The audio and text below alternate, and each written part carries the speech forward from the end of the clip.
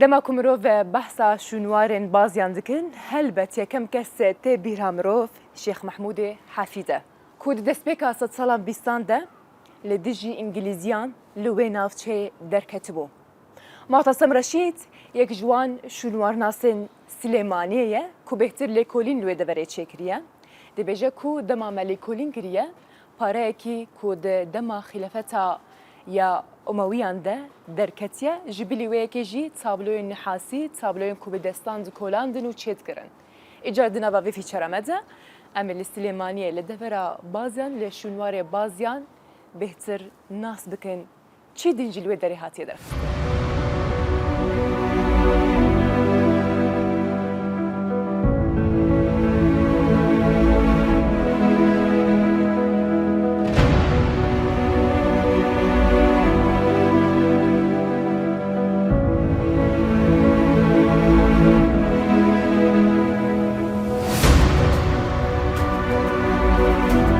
من بەر لەوەکە لە منتیقەی جنوب و ناوڕاستی عێراق ئیشم کردووە لە چەندەها موقعی کۆن ئیشم کردووە. تەنقیباتی بازیان توانم بڵێم ئاخر دوا چالاکی ئاسەری منە لە کوردستان و عێراقا.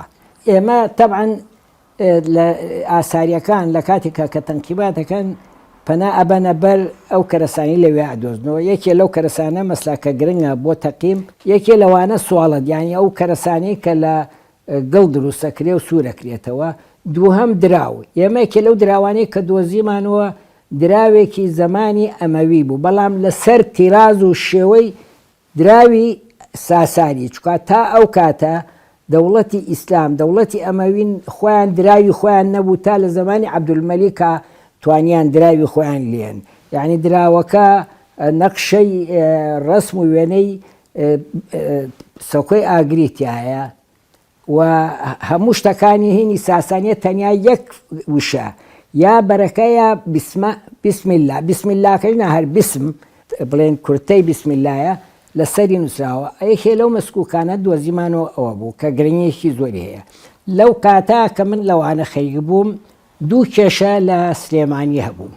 یەکیان کێشەی مۆزەخانەکە کە بینایەکی گەورەی تازە کرابوو چۆڵ و هۆڵ، یعنی هیچی تا نمایش نەکرابوو کە پێویست بوو ئەو بینایە نمایش بکرێ و ئاسەواری کی زۆری بۆ بهێنرێت تا لایەق بێ بە بیناکە. دووهەم مشکیلەی گردی بازیان بوو لەگەڵ بەڕێوەبەرایەتی ڕێگاوبان کە ئاینی سایدی دووهەم ڕاکێشن لە بەهۆی شەڕی قادسیەی بەدناوەوە لە کەرکووکەوە بەرەو سلێمانی. تەبعەن ئەو سایدە بەسەر شوێنەوارەکان چوو.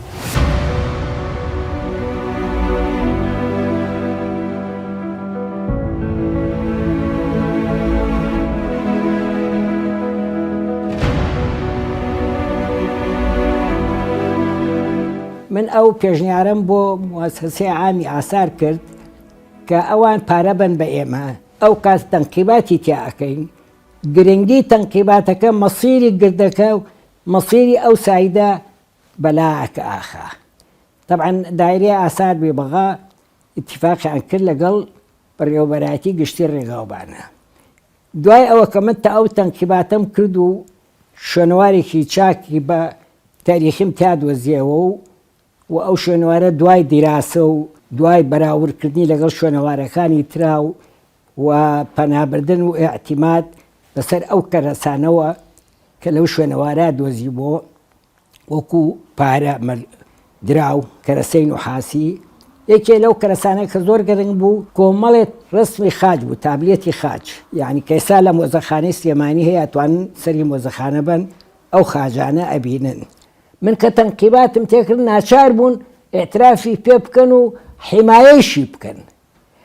سەروەها بازیانیش ئێستا ئەوەی کە ئەچێ بۆ بازیان جادەکە لەکوێ؟ جادەکە تقریبی دەمەترێک دوورە لە شورای بازیانەوە و لە دیراسەکردنی پلانی بیناکە بۆم دەرکەوت ئەم شوێنە دێرە و لە ناو دێرەکە کنیسایەکی باسیلیکی تایە.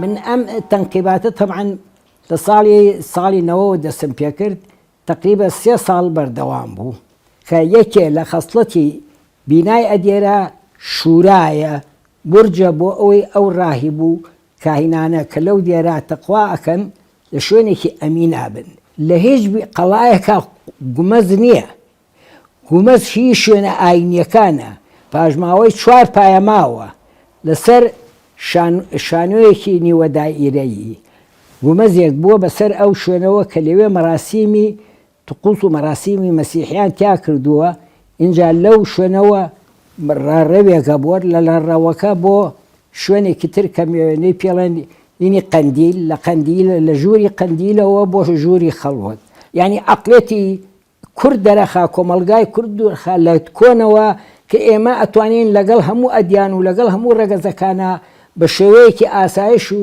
تەبایی بژین یعنی ئەوە یەکێکە لە گرنگەکانی